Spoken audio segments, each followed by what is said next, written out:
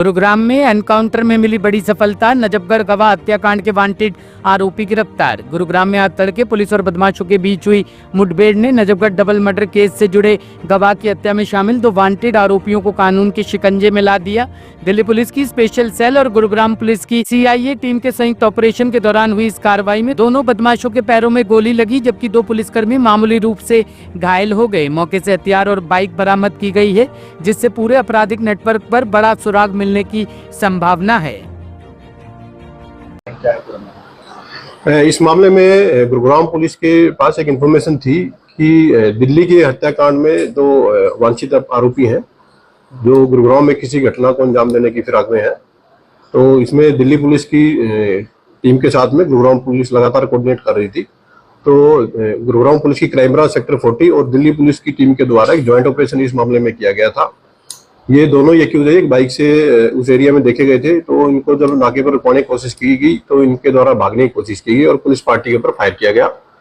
Police team के द्वारा इनको सरेंडर करने के लिए वार्निंग दी गई, तो वार्निंग फायर भी पुलिस के द्वारा किए गए थे। ये लोग नहीं रुके और इनके द्वारा लगातार फायरिंग है वो पुलिस के ऊपर की जाती रही।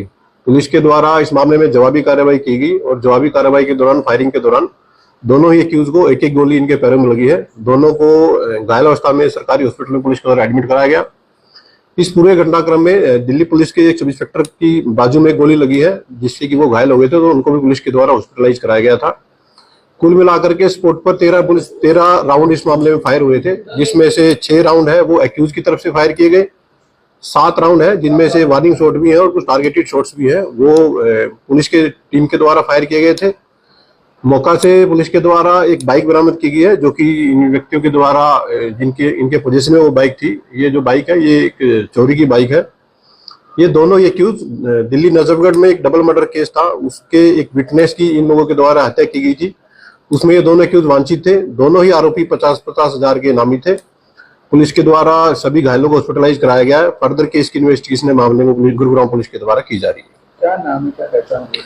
एक्यूज जो अरेस्ट किए गए हैं इनमें पहला जो एक्यूज है उसकी पहचान मोहित जाखड़ के रूप में हुई है, जो कि 29 वर्षीय व्यक्ति है और ये दिल्ली का स्थायी रूप से रहने वाला है। दूसरा जो एक्यूज है ये 21 वर्षीय जतिन है और ये भी दिल्ली के एक एरिया का रहने वाला है।